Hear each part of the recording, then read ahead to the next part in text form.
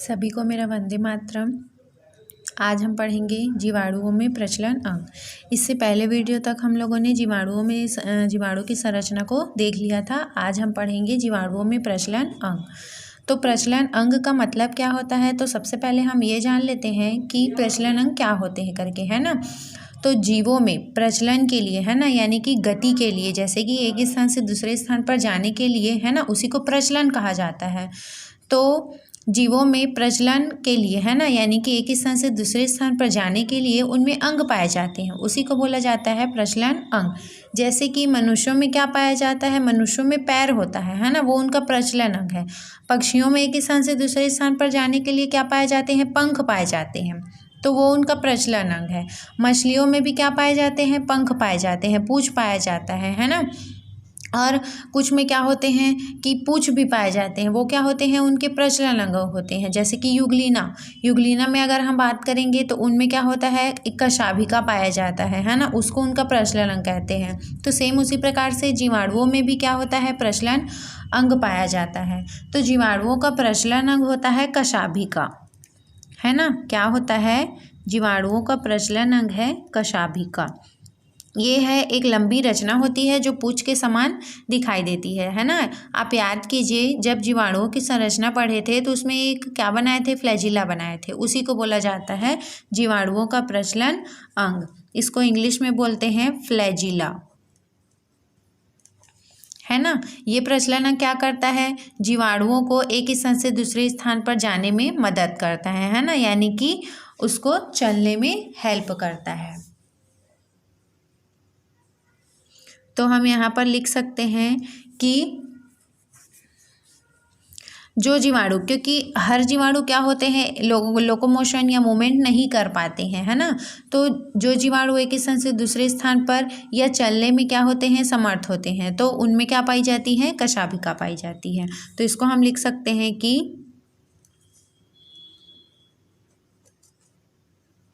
जीवाणुओं को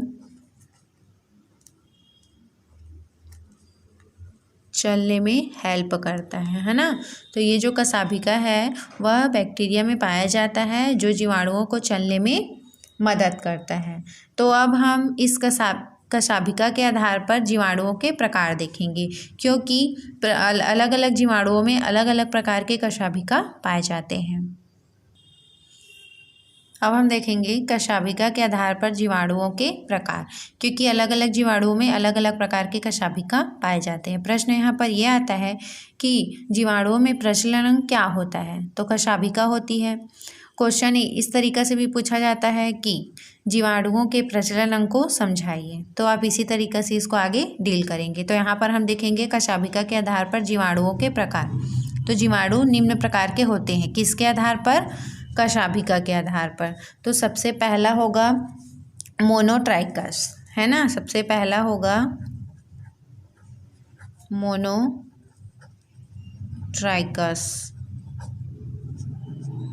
मोनो का मतलब यहाँ पर क्या होता है, एक होता है ना।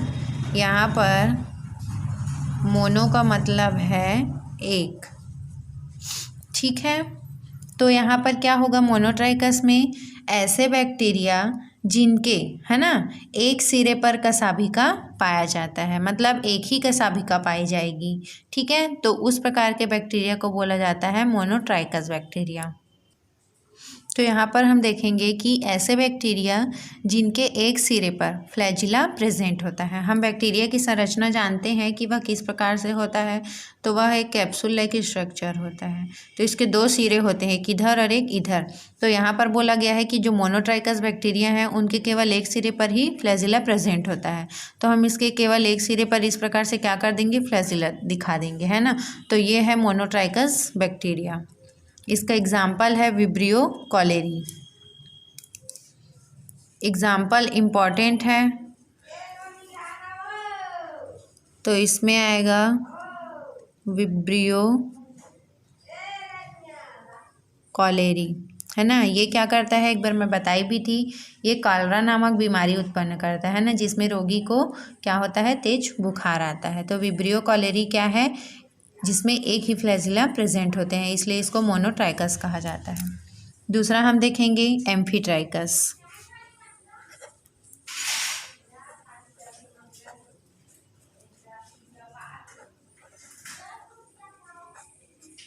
एम्फीट्राइकस।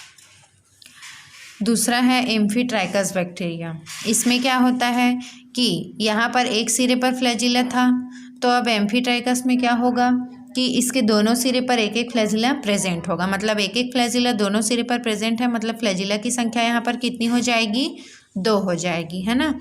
तो यहाँ पर 2 फ्लैजिला पाए जाएंगे। तो यहाँ पर हम देखेंगे कि ऐसे बैक्टीरिया जिनके दोनों सिरे पर एक एक फ्लैजिला प्रेजेंट होता है उसको बोलते हैं एम्फीट्राइकस। यहाँ पर हम एग्जाम्पल में, यहाँ पर सबसे पहले तो एक डायग्राम बनाएंगे, है ना।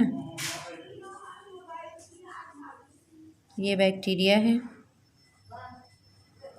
जिसके दोनों सिरे पर क्या रहेगा, फ्लैजिला प्रेजेंट रहता है, उसको बोलते हैं एम्फीट्राइकस। तो यहाँ पर हम एग्जाम्पल में लिख लेंगे नाइट्रोसोमोनास।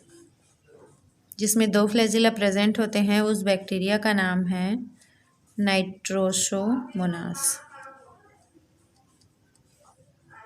है ना। नाइट्रोसोमोनास में 2 फ्लैजिला प्रेजेंट होते हैं, इसलिए इसको एम्फीट्राइकस बैक्टीरिया के नाम से भी जाना जाता है।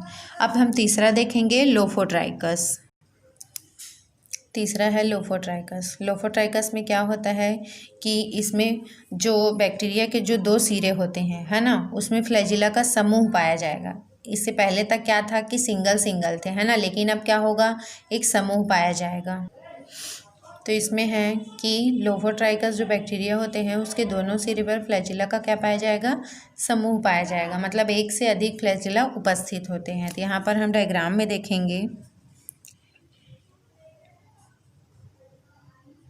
कि इसके दोनों सिरे पर फ्लैजिला का समूह पाया जाएगा इस तरीके से, है ना। तो इस तरीके से दोनों सिरे पर क्या पाया जाएगा, फ्लैजिला का समूह होता है। मतलब बहुत सारे फ्लैजिला एक ही स्थान से निकले होते हैं, उसको बोलते हैं लोफोट्राइकस। इसका एग्जाम्पल है स्पाइरिलम वॉल्यूटेंस।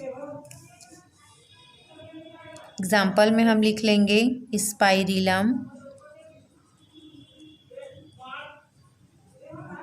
वॉल्यूटेंस। ठीक है। अगला देखेंगे हम सिफेलोट्राइकस। तो चौथा है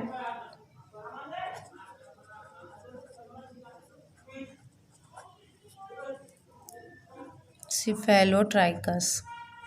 इसमें क्या होता है कि जो सिफेलोट्राइकस जो बैक्टीरिया होंगे उसके एक ही सिरे पर एक से अधिक फ्लैजिला होंगे। जैसे यहाँ पर क्या था, दोनों सिरे पर था, तो अब क्या होगा कि एक ही सिरे पर। तो हम यहाँ पर लिख लेंगे कि एक ही सिरे पर एक से अधिक या समूह में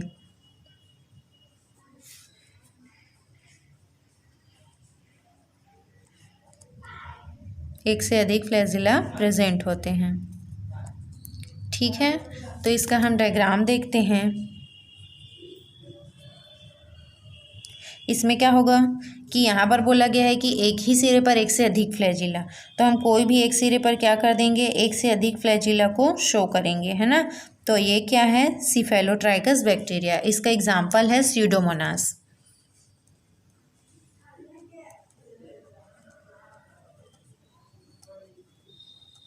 स्यूडोमोनास जो बैक्टीरिया हैं वह इसी प्रकार के दिखाई देते हैं, है ना। इसकी कई प्रजातियां भी होती हैं, तो हम यहाँ पर लिख लेंगे फ्लोरेसेंस। जो स्यूडोमोनास फ्लोरेसेंस जो बैक्टीरिया है वो इसी प्रकार से दिखाई देते हैं। उनमें जो कशाभिकाएँ होती हैं वह एक ही सिरे पर एक से अधिक पाई जाती है। अगला देखेंगे पेरीट्राइकस। अगला देखेंगे पेरीट्राइकस। पेरीट्राइकस में यहाँ पर पेरी का मतलब है परिधि में, है ना, मतलब चारों ओर। जो बैक्टीरिया होंगे उसके चारों ओर क्या पाया जाएगा, फ्लैजिला प्रेजेंट होता है ना। तो हम यहाँ पर लिख सकते हैं कि ऐसे बैक्टीरिया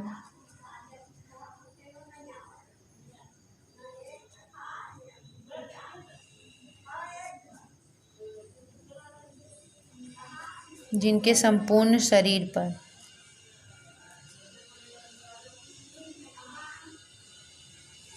फ्लैजिला प्रेजेंट होता है।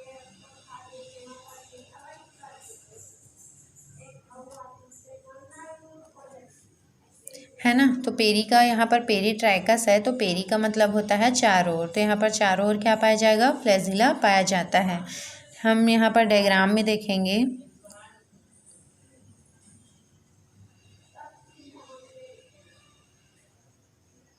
है ना, इस तरीक़े से क्या है जीवाणु की संरचना है।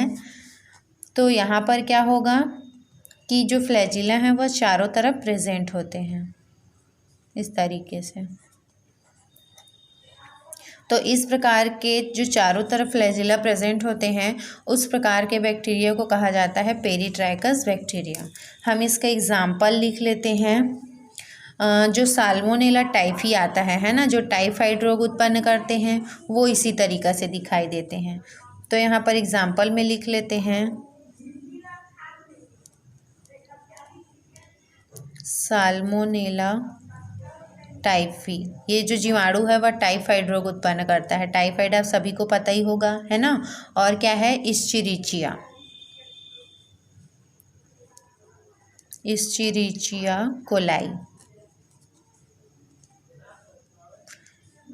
ये जो बैक्टीरिया है वह मनुष्य के आंत में उपस्थित होता है। क्वेश्चन आता है कि मनुष्य के आंत में उपस्थित बैक्टीरिया कौन सा है, तो आप इस्चेरिचिया को याद रखिएगा, है ना। जो इस्चेरिचिया कोलाई होता है वह मनुष्य के आंत में परजीवी के रूप में उपस्थित होते हैं। तो ये जो दोनों बैक्टीरिया हैं वह इसी तरीक़ा से दिखाई देते हैं। तो इस प्रकार से था ये जीवाणुओं में प्रचलन अंग कि किस किस तरीके से वो प्रचलन करते हैं। तो एक ही अंग होता है वो है कशाभिका, और कशाभिका के आधार पर जीवाणुओं के 5 प्रकार होते हैं। अब जीवाणुओं के प्रचलन अंग के बाद पढ़ेंगे जीवाणुओं में प्रजनन। तो प्रजनन का मतलब है कि जीवों में, है ना, अपने समान संतान उत्पन्न करने की क्षमता पाई जाती है, वही क्या कहलाता है, प्रजनन कहलाता है। तो यहाँ पर जीवाणुओं में, तो जीवाणुओं में सामान्यतः वर्धी प्रजनन और अलैंगिक प्रजनन ही पाया जाता है, इनमें लैंगिक प्रजनन नहीं पाया जाता है। तो यहाँ पर हम लिख सकते हैं कि जीवाणुओं में वर्धी व अलैंगिक प्रजनन पाया जाता है।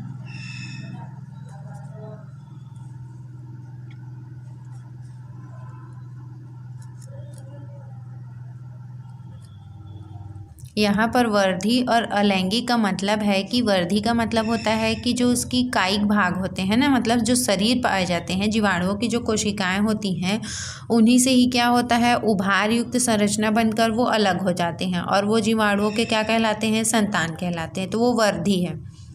अलैंगिक में भी क्या होता है कि बिना निषेचन के ही, है ना, उसके शरीर 2 भागों में बढ़ जाते हैं, तो उसको बोला जाता है अलैंगिक। अलैंगिक में क्या होता है कि इसमें नर और मादा की आवश्यकता नहीं होती है। लेकिन लैंगिक प्रजनन में क्या होता है कि इसमें नर और मादा का संलयन होता है, जाइगोट बनते हैं, है ना, और निषेचन की क्रिया के पश्चात ही जाइगोट बनता है। तो ये सभी क्रियाएँ जीवाणुओं में नहीं पाया जाता। इनमें क्या होता है कि जो उनके आनुवांशिक पदार्थ होते हैं, है ना, उनका पुनर्संयोजन होता है। तो इस प्रकार से जीवाणुओं में वर्धी प्रजनन और अलैंगिक प्रजनन पाया जाता है। लेकिन क्या होता है कि उनके जो मतलब जेनेटिक मटेरियल्स होते हैं, है ना, आनुवांशिक पदार्थ होते हैं, उनका क्या होता है, पुनर्संयोजन होता है, मतलब स्थानांतरण होता है, तब उसको लैंगिक प्रजनन का नाम दे दिया जाता है। तो यहाँ पर हम लिख सकते हैं कि जो लैंगिक प्रजनन होता है, लैंगिक प्रजनन में आनुवांशिक पदार्थों का, है ना, जैसे कि डीएनए,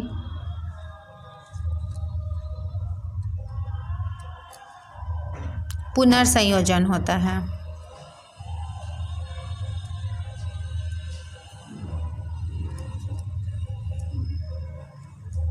यहाँ पर लैंगिक में नर और मादा भाग नहीं लेते हैं, है ना, मेल और फीमेल का रिप्रोडक्शन यहाँ पर नहीं होता है, ना ही किसी प्रकार का संलयन होता है, ना ही कोई जाइगोट का निर्माण होता है, और ना ही यहाँ पर अर्धसूत्री विभाजन होता है। लेकिन लैंगिक प्रजनन यदि होता है तो उसमें सिर्फ क्या होता है, डीएनए का ट्रांसफ़र होता है एक बैक्टीरिया से दूसरे बैक्टीरिया में। तो यहाँ पर लिख सकते हैं कि जीवाणुओं में संलयन मतलब मेल और फीमेल का जो संलयन होता है ना, जाइगोट फॉर्मेशन और मियोसिस डिवीज़न, अर्धसूत्री विभाजन नहीं पाया जाता या नहीं होता। ये पॉइंट आप याद रखेंगे कि जीवाणुओं में संलयन, जाइगोट का निर्माण, अर्धसूत्री विभाजन नहीं होता है ना। इसमें सिर्फ क्या होता है, डीएनए का ट्रांसफ़र होता है और इसमें जनरली वर्धी प्रजनन और अलैंगिक प्रजनन पाया जाता है। तो हम यहाँ पर जीवाणुओं के प्रजनन को देखेंगे कि वह कितने प्रकार के होते हैं।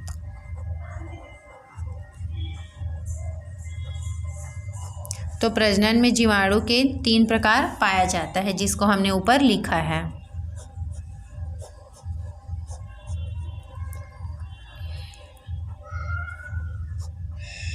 तो पहला प्रकार क्या है प्रजनन का, वर्धी प्रजनन। दूसरा है अलैंगिक प्रजनन।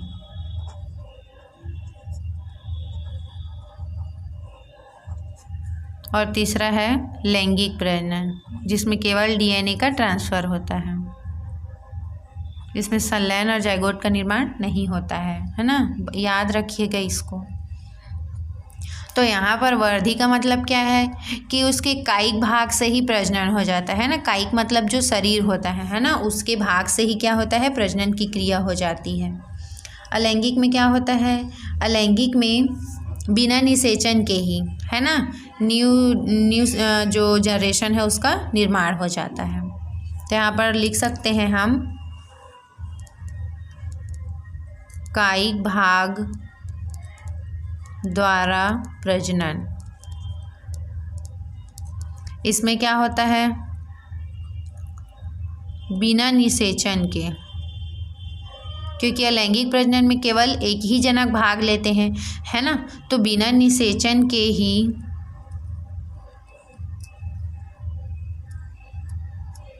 नए पीढ़ी का विकास। यहाँ पर क्या होगा, आनुवांशिक पुनर्योजन होता है।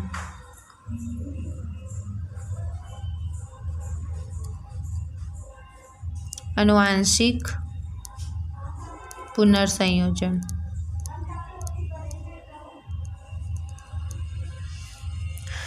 ठीक है।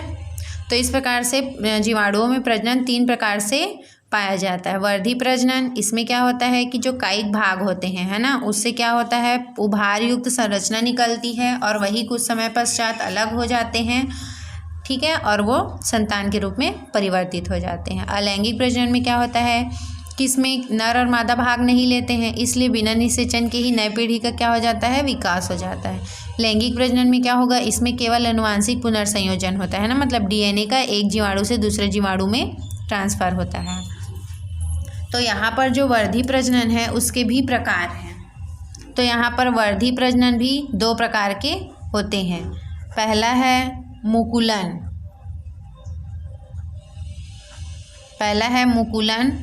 और दूसरा है द्विविखंडन। वर्धी प्रजनन 2 प्रकार से होते हैं, एक मुकुलन और दूसरा है विखंडन। उसी प्रकार से जो अलैंगिक प्रजनन है वो भी 2 प्रकार से होते हैं। पहला है अंतःबीजाणु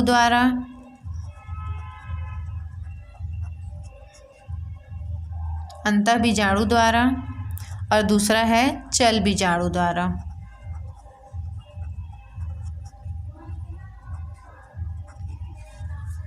ठीक है। उसी प्रकार से जो लैंगिक प्रजनन है वह 3 प्रकार से होते हैं।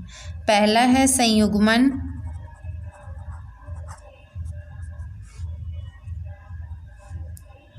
दूसरा है स्थानांतरण,